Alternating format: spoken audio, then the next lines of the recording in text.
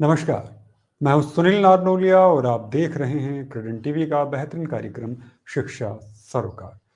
कभी सोचा है आपने कि किताबों के बोझ से ज़्यादा भारी क्या होता है? वो होता है एक बच्चे का डर। हार जाने का डर, पीछे रह जाने का डर या सुने न जाने का डर। और आज के इस डिजिटल दौर की अगर मैं बात करूं तो जहां स्कोर से ज़्यादा स्क्रीन तय करते हैं कि बच्चे खुश होंगे या नहीं, वहीं से शुरू होती है एक नई जंग, मन की जंग। अगर हम पुराने वक्त की तरफ थोड़ा सा लौटते हैं तो मुझे निदा फाजिल साहब का एक शेर याद आता है। फरमाते हैं कि धूप में निकलो, घटाओं में नहाकर देखो, जिंदगी क्या चीज है, किताबों को हटा कर देखो। तो बच्चों के लिए पहले किताबें क्या कम थी कि अब ये नई स्क्रीन जो आ गई है और ये इस कदर हावी हो गई है कि बच्चों को ना खुद का पता है ना दुनिया की खबर है। और मुगालता ये कि हम सारी दुनिया की खबर रखते हैं। तो एक अलग तरह का तनाव, एक अलग तरह की रंजिश, रंजिश मैं इसलिए कह रहा हूँ कि कहीं ना कहीं इस चीज ने एक कंपटीशन जो नहीं होना था वो भी क्रिएट कर दिया। उसकी वजह से वो कहीं ना कहीं अपने आप को हीन बनाने में लगे रहते हैं, किसी दूसरे को बनाने में लगे रहते हैं। तो आज का ये बेहद महत्वपूर्ण शो सिर्फ एक चर्चा नहीं होगा बल्कि एक मिशन की तरह देखा जाना चाहिए, क्योंकि आज हम बच्चों की मुस्कान बचाने का प्रयास करेंगे। क्योंकि रहीमदास ने भी कही है कि रहीमन धागा प्रेम का मत तोड़ो चटकाए, और टूटते से फिर ना जुड़े, जुड़े गांठ पड़ी जाए। तो अगर हमारे बच्चों के जहन के अंदर कोई ऐसी बात बैठ गई कि वो भीतर से कमजोर हैं या उन्हें हराया गया था, उन्हें ठगा गया था, तो आप एक बेहतर भविष्य की उम्मीद नहीं कर सकते। तो बेहतर भविष्य के लिए जरूरी है कि रिश्तों के ताने बाने सही रहें, मन में भरोसा बैठा रहे, प्यार रहे, प्रेम रहे और सौहार्द रहे। तो चलिए आज हम बच्चों के साथ मिलते हैं, जानते हैं उनकी बातों को, उनकी समस्याओं को, और समझने की कोशिश करते हैं उन विचारों को, उन तकलीफों को जिनसे वो जूझ रहे हैं। और इसके लिए ज़रूरी है ऐसे शिक्षितों की जो न केवल समझ, संवाद और संवेदनशीलता में बच्चों के मन को, मस्तिष्क को भी जानते हैं। तो चलिए स्वागत करते हैं आज के हमारे दो बेहद महत्वपूर्ण शिक्षितों का और जानते हैं कि उनकी नज़र में जीवन क्या है।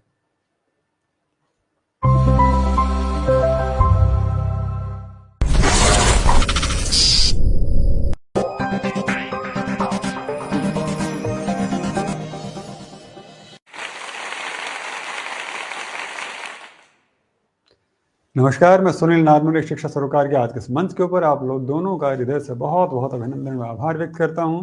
दर्शकों, आज हमारे साथ दो ऐसे व्यक्तित्व मौजूद हैं जो न सिर्फ ज्ञान देते हैं बल्कि जीवन में प्रकाश भी लेकर आ रही हैं। स्वागत की परंपरा में सबसे पहले हम मिलना चाहेंगे, हमारे साथ जुड़ी हुई डॉक्टर दीपा दीप्ति जी, जो कि ऑथर हैं, ट्रेनर हैं, स्पिरिचुअल गाइड हैं और करीब 30 सालों से ज़्यादा शिक्षा के क्षेत्र में कार्य करते हुए, ट्रेनिंग के क्षेत्र में कार्य करते हुए एक महत्वपूर्ण मकाम हासिल कर चुकी है। ये सिम्बायोसिस पुणे की बात करूँ, दिल्ली यूनिवर्सिटी, आईबीएस गुड़गांव और अमेजन के साथ भी काम कर सकते हैं। साथ ही अमेजन पब्लिश ऑथर भी, स्टेइंग कनेक्टेड और anger in the digital era. ये सिर्फ पढ़ाती नहीं बल्कि दिल को छू लेने वाली बातें भी करती हैं। बहुत बहुत स्वागत है आपका दीपा जी।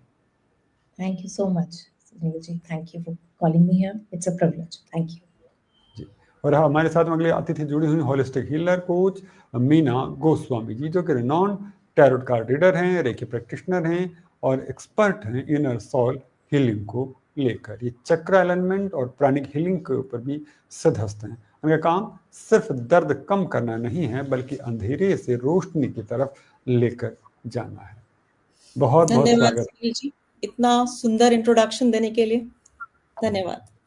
जी।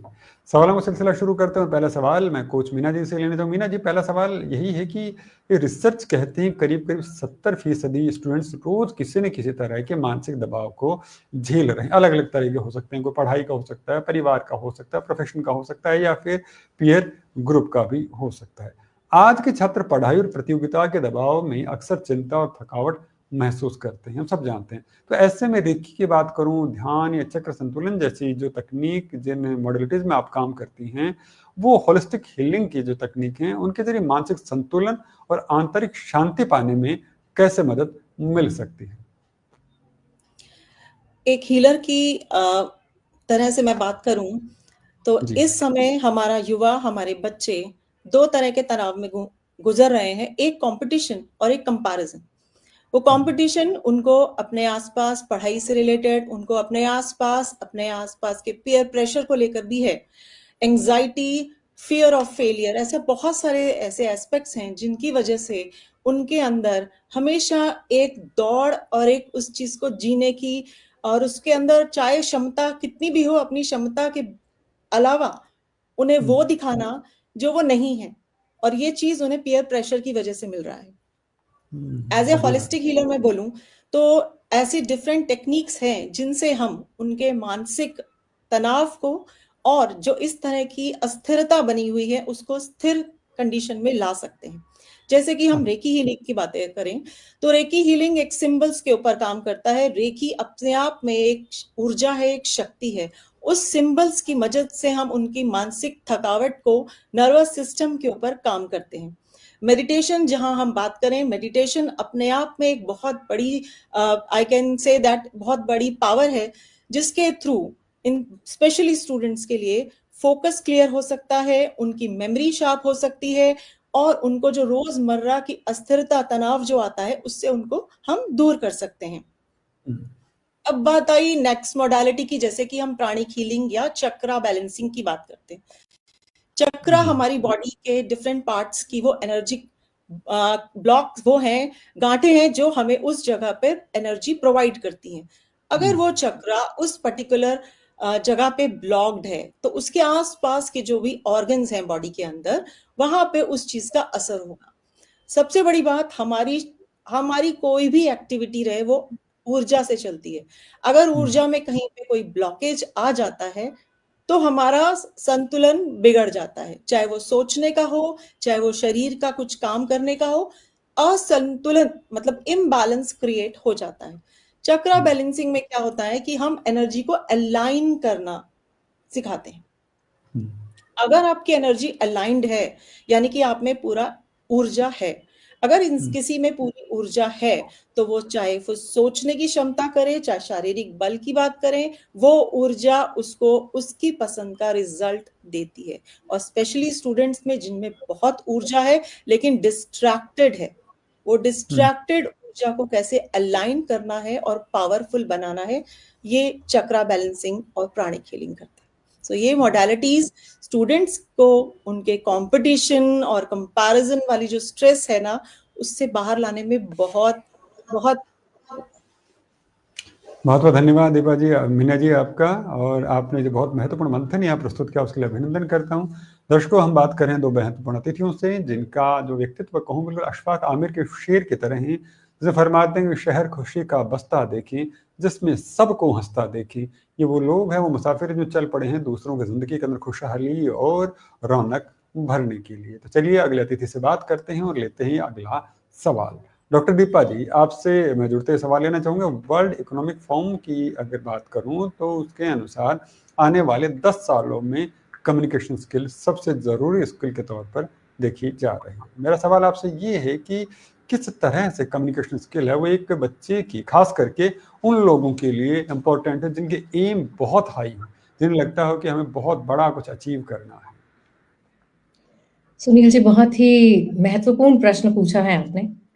And there is no doubt कि कम्युनिकेशन स्किल्स आज आने वाले वक्त को तो बाद की बात करते हैं, हम अभी प्रेजेंट की बात करें तो it is one of the most important foundational skill that is needed not just for students, also for you and me. आपके लिए, मेरे लिए, हमारे आसपास जो हमारा समाज है, हम सबके लिए कम्युनिकेशन बहुत महत्वपूर्ण है।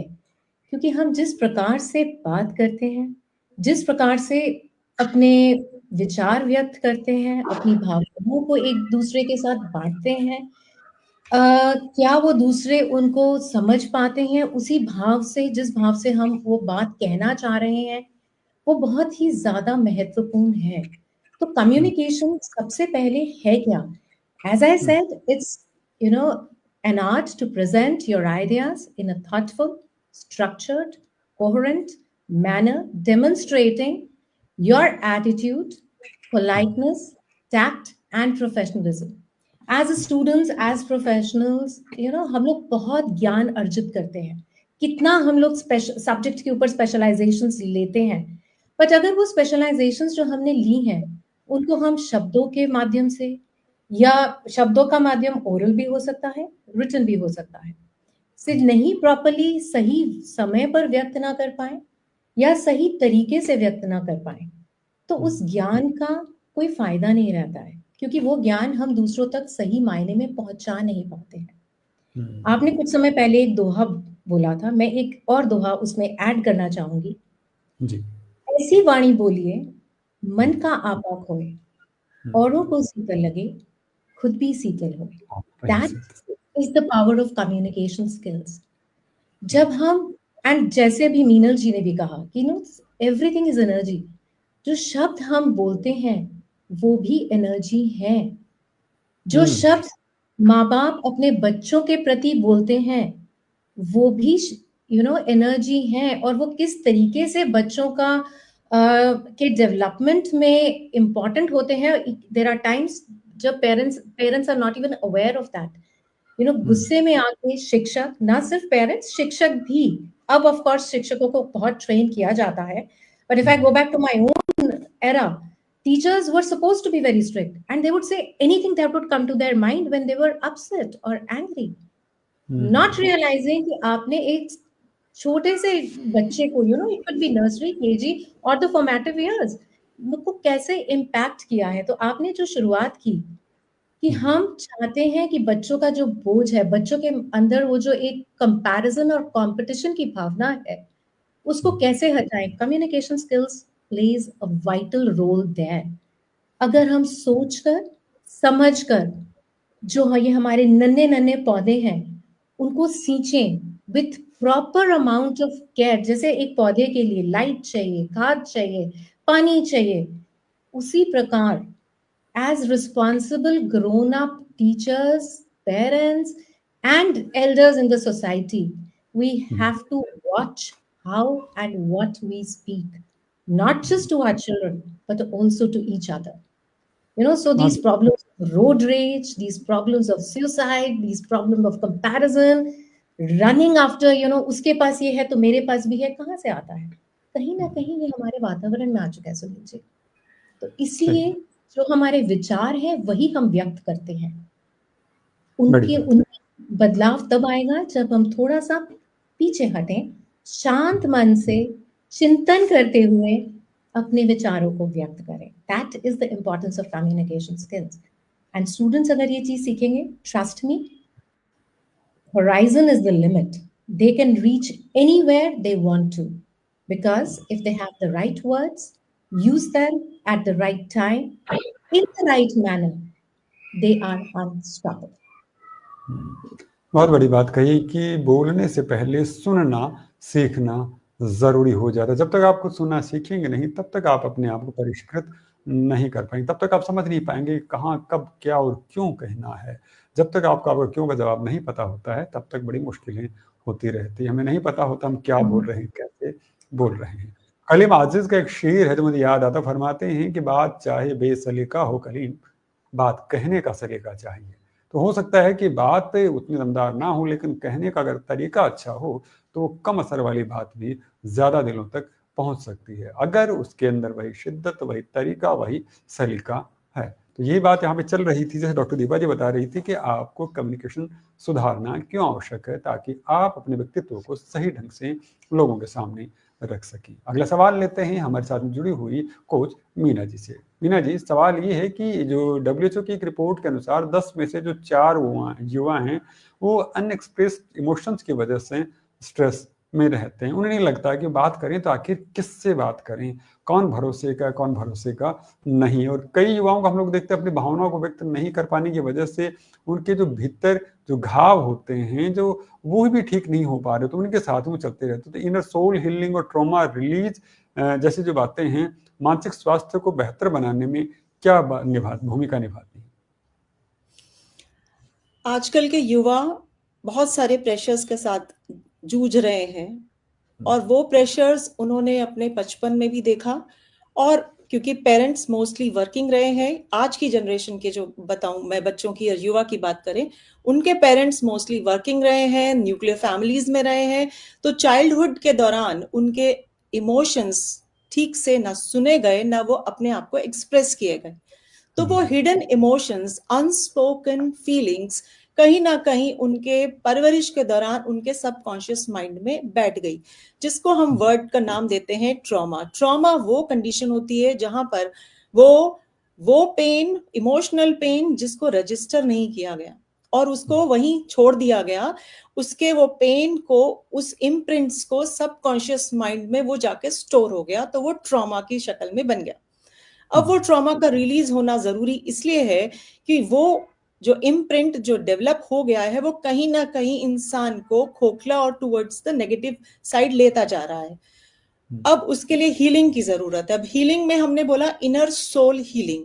इनर सोल हीलिंग का मेन जो कहेंगे आउटकम क्या है, वो इंसान को उसके ट्रू सेल्फ से, वो पर्सनालिटी जो वो सच में लेकर पैदा हुआ है, वो पर्सनालिटी नहीं जो उसने समाज के सामने अपने ऊपर ओढ़ ली है। एक पर्सनालिटी आजकल के युवा में ये है कि वो जो है वो नहीं दिखाना चाहते, बल्कि वो दिखाना चाहते हैं वो जो नहीं है। जो उनके आसपास वाले उनको देखना चाहते हैं, वो वही पर्सनालिटी को अपने ऊपर ओढ़े हुए हैं। तो यहाँ पर इनर सोल हीलिंग का बहुत बड़ा रोल है।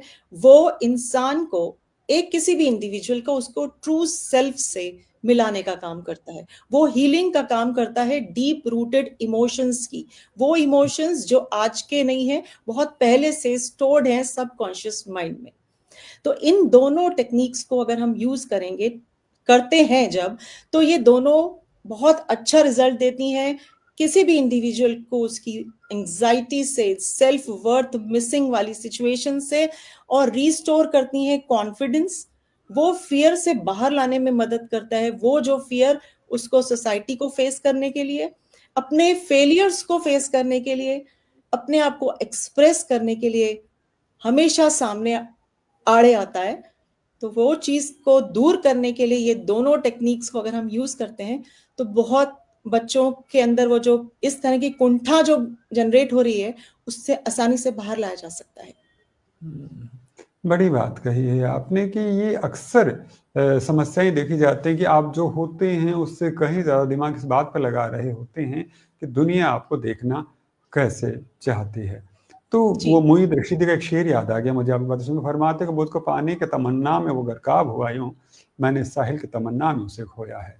ना हम घर के रहे ना घाट के रहे, हम मन को तो भूल चुके हैं और उस सोच के पीछे चल पड़े हैं जिसको सफलता कह रहे हैं, जिसके पीछे थोड़े से लाइक्स आ जाते, थोड़ा सा लोग अप्रिशिएट कर देते। तो हो सकता है उसे थोड़े लाइक्स कहीं, थोड़ा अप्रिशिएशन तो मिल जाए, लेकिन जब आप अपना वजूद खो देते हैं तो आपके पास ना कहने के लिए, ना सुनने के लिए और ना ही सुनाने के लिए कुछ बचता नहीं। और वहीं से शुरू होता है एक असंतोष, एक तनाव, एक परेशानी, जिसका जिक्र अभी हमारे साथ में जुड़ी हुई मीना जी कर रही थी। बहुत बहुत धन्यवाद है। और अगला सवाल हम हमारे साथ में जुड़ी हुई दीपा जी से लेना चाहेंगे। दीपा जी, सवाल मैं अभी लेना चाहूँगा, अभी जैसे आप कम्युनिकेशन की बात कर रही थी, तो कम्युनिकेशन में दो बातों का बहुत महत्वपूर्ण योगदान होता है, एक तो माइंडसेट का और एक वोकैबुलरी का।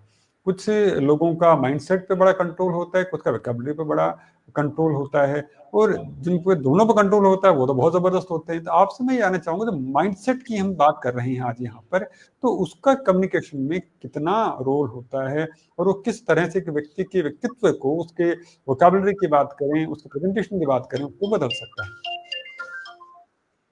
Sunil ji, again a very relevant question. Duality की अभी कुछ समय पहले हम लोग बात कर रहे थे। तो ड्यूअलिटी क्या है? Before I come to this question, quickly I just connected. You know, normally जब इंसान कम्युनिकेशन की बात करता है तो उसको लगता है कि सिर्फ बोलना ही कम्युनिकेशन है। एंड आज के दौर में अगर आप देखें तो सुनना कोई नहीं चाहता है। सब अपना, अपनी व्यथा, अपनी फीलिंग्स, अपना जो भी उनके मन में विचार है, मौका जब मिलता है वो बोलना चाहते हैं, व्यक्त करना चाहते हैं। ड्यूअलिटी क्यों है? क्योंकि जब एक प्लेटफॉर्म दिया जाता है, मैं अपने एक्सपीरियंस से आपको ये बात बता रही हूँ, based on you know my interaction with my own students. जब उनको एक प्लेटफॉर्म दिया जाता है कि चलो कम, लेट्स टॉक अबाउट इट और लेट्स शेयर, तो क्या होता है, वो एकदम पीछे हट जाते हैं, वो उस मौके का फायदा नहीं उठाते हैं। उसका रीजन क्या है? उसका रीजन ये मनस्थिति जो आप बोल रहे हैं ना, वो रीजन है। कहीं ना कहीं अगेन मेरे साथ, because I have been working in this field for the last 30 years, मेरा ये मानना है कि as a society we have somewhere failed to give to our students, our children, the youth of this country what we are supposed to. पहले हमारे घरों में mother's normally working नहीं होती थी, जॉइंट फैमिलीज होती थी, बच्चे वो ग्रैंड पेरेंट्स से बहुत कुछ सीखते थे, उनसे बात करते थे। आई एम श्योर आपने भी, सुनील जी, अपने बचपन में छुट्टियों के दौरान सब कजन्स के साथ छत के ऊपर बैठ के तारे गिने होंगे, अपने हाँ, नाना बहुत। नानी, दादा दादी से कहानियां सुनी होंगी, उन कहानियों के बाद जो वो प्रश्न पूछा करते थे, उन प्रश्नों के उत्तर दिए होंगे और उससे बहुत कुछ सीखा होगा। क्या हो रहा था? हमारी मनस्थिति ऑटोमेटिकली संस्कारों के द्वारा ग्रूम की जा रही थी। हमें ये कम्युनिकेशन स्किल्स की क्लासेस नहीं लेनी पड़ी थी, मैंने तो कभी नहीं ली, आई एम श्योर आपने भी कभी नहीं ली। जी, अब बिल्कुल लेकिन सही। वाइटल सब्जेक्ट हो गया है, हाँ, क्योंकि सही। किसी के पास फुर्सत नहीं है। मीना जी ने भी यही बात कही, किसी के पास फुर्सत नहीं है बच्चों को वो पोषण देने की जो कि उनको एक एटीट्यूडनली स्ट्रांग पर्सन बना सके। That is why we are having so many suicidal cases, that is why we are having so many cases of road rage every day in our country, a country which is known for its शिष्टाचार। हमारी संस्कृति को हम बहुत proudly कहते हैं कि नहीं, हम बहुत शिष्ट कंट्री हैं। Are we really? We need to question that, and through your channel I am trying to put these seeds of introspection, Sunil ji, कि मनस्थिति के बारे में हमें बात ही क्यों करनी पड़ रही है, क्योंकि एटीट्यूड कंपटीशन का हो चुका है। भाई भाई में कंपटीशन है, घर में जो 4 बच्चे हैं उनमें कंपटीशन है। क्यों? हम भूल चुके हैं कि हर कोई, एक बगीचे में 4 फूल खिले हैं, चारों अलग हैं, चारों में कुछ यूनिक क्वालिटीज हैं, और उनकी उस यूनिकनेस को ब्लॉसम करने दीजिए, उनकी उस यूनिकनेस को महकने दीजिए, तो मनस्थिति की बात ही नहीं करने की जरूरत पड़ेगी। But now to come and to question, to answer your question, let me come there. Attitude is very, very important for students. I'll give you a live example. When I say live example, something which will help the students. Group discussions, जो कि एक अहम tool है selection का colleges में, universities में, and even for your professional careers. GD में क्या देखा जाता है? एक टॉपिक दे दिया जाता है, 10 से 12 स्ट्रेंजर्स होते हैं जो एक दूसरे को नहीं जानते हैं, और उन्हें एक टॉपिक के ऊपर, एक विषय के ऊपर अपने विचार व्यक्त करने होते हैं जी। उसमें क्या हम ऑब्जर्व करते हैं कि ये जो 10 से 12 लोग हैं वो एक दूसरे के साथ पहली बार मिलकर किस तरीके से आदान प्रदान कर रहे हैं अपने विचारों का। क्या वो ओपन है एक दूसरे के विचारों को ग्रहण करने के लिए? Are they receptive to ideas? Are they able to understand that okay, I might disagree with this person, मैं इस इंसान के साथ हाँ में हाँ नहीं मिला पा रहा हूँ, बट ठीक है, उसकी एक अपनी रीजनिंग है। क्या मैं उस रीजनिंग को एक्सेप्ट करके अपना पॉइंट ऑफ व्यू इस तरीके से बता पाऊं कि भाई मेरी भी बात रह जाए और आपकी भी बात रह जाए? This is what one talks about conflict resolution. जब हम ओपन होते हैं, जब हम रिसेप्टिव होते हैं, दूसरों के विचारों की कद्र करना जानते हैं, ऑटोमेटिकली हमारे अंदर जो सहनशीलता, जिस पेशेंस की जरूरत है वो दिखती है, हमारी लिसनिंग स्किल्स दिखती हैं, जो कि बहुत अहम है। And if you are an empathetic listener, Sunil ji, again मनस्थिति हमारी बहुत शांत रहेगी, पॉजिटिव रहेगी। लाइफ है, मुश्किलें आती हैं, अप्स एंड डाउन्स आते हैं। इंसान वो है जो गिरकर उठकर दोबारा भागना सीख सके। तो ourselves the permission to commit errors. It's absolutely fine to commit mistakes as long as we learn from them. And that is possible if we have a positive frame of mind. रात कितनी भी अंधेरी क्यों नहीं हो, जितनी ज्यादा अंधेरी होती है उतना ज्यादा चमकदार सूर्य अगले दिन हमें निकल के दिखता है। That's attitude. So it makes again a very, very important impact in our conversation. अगर हम खुश हैं हम अंदर से शांत हैं। हमारे शब्द जो हम चुनेंगे, again I come back to the same thing, हमारे शब्दों का चुनाव उस प्रकार होगा। अगर हम उत्तेजित हैं, हम कॉन्फिडेंट नहीं है जो हम बात कर रहे हैं, ऑटोमेटिकली हमारी आवाज में ट्रेमर हो सकता है। हम जिस तरीके से बात अपनी व्यक्त कर रहे हैं वो कॉन्फिडेंट ना हो, एंड हमारे शब्दों का चुनाव भी कहीं ना कहीं उपयुक्त नहीं होगा। सो सही बात। a quick tip I'll give right here: how to ji ensure that when you are going out for interviews or for presentations or for any vivas, how can you just quickly come into balance? Have a sip of water before you go and just close your eyes for 30 seconds. Take a few deep breaths, center yourself, and have faith कि मैं जो बोलूंगा सही बोलूंगा, जितना मेरे को आता है उतना ही बोलूंगा, and see how things go. I mean, हर किसी को सब कुछ नहीं आ सकता। आज मुझे भी सब कुछ नहीं आता है सुनील जी। सही बात कई है, सही बात। है कोई भी जिसका मुझे नहीं जवाब आता। आई ऑनेस्टली से बेटा I don't know, I'll check it out and get back to you. That's it. Let's be honest. And जो आप हैं वही जाके बोलें, and that's it. So बहुत I बड़ी hope बात, इससे बड़ा समाधान नहीं हो सकता है। और सोच जैसी होती है वैसे ही राह मिलती है उस शब्दों को। तो शब्दों को पनपाने के लिए, उन्हें निखारने के लिए ज़रूरी है कि आप एक सकारात्मक सोच को रखें। ये कहना है हमारे साथ जुड़ी हुई डॉक्टर दीपा जी का। तो इसलिए अपनी सोच के ऊपर नियंत्रण ज़रूर रखें। किसी ने कहा है कि मैंने अपने सोचने का जाविया ही बदल डाला है दोस्त, अब परेशानी नहीं लगती परेशानी मुझे। तो ये सारी बातें सोचने के ऊपर हैं कि आप चीज़ों को ले कैसे रहे हैं। क्या आप उन चीज़ों से घबरा रहे हैं या फिर उनके अंदर मौके तलाश रहे हैं। एक आपदा देखता है, एक उसमें अवसर देखता है। और बस ये आपदा और अवसर का जो फ़र्क है, यही आपके अंदर कॉन्फिडेंस को और आपको हिलाने की क़ुव्वत रखता है। तो पहले आप अपने आप को जांचिए, परखिए, अपनी सोच को अच्छा रखिए, सकारात्मक रखिए। आप देखिएगा कि आपको सफलता के ही परिणाम मिलेंगे। चलिए, बहुत बहुत धन्यवाद है। कार्यक्रम के आखिर 2 मिनट बचे हैं। मैं 2 सवाल यहाँ पे ज़रूर लेना चाहूँगा। मीना जी, मैं आपसे रूबरू हूँगा। और नासा की एक रिसर्च कहती है कि पॉजिटिव विजुअलाइजेशन जो इम्प्रूव करता है परफॉर्मेंस, तो करीब 45% से भी ज़्यादा। और आजकल मैनिफेस्टेशन और पॉजिटिव एनर्जी की बातें बहुत की जाती हैं, जैसे कि अभी दीपा जी भी इस बात को कह रही थी। तो छात्र इन तकनीकों का उपयोग आत्मविश्वास, एकाग्रता और अपनी पढ़ाई में सफलता पाने के लिए कैसे कर सकते हैं? कृपया मार्गदर्शन करें। 1 मिनट है आपके पास में। सुनील जी, मैं ये बताना चाहूंगी कि हम मैनिफेस्टेशन जो वर्ड बोलते हैं, manifestation is basically alignment of your thought, emotions and actions, यानी कि 3H के ऊपर काम करता है, हेड, हार्ट एंड हैंड।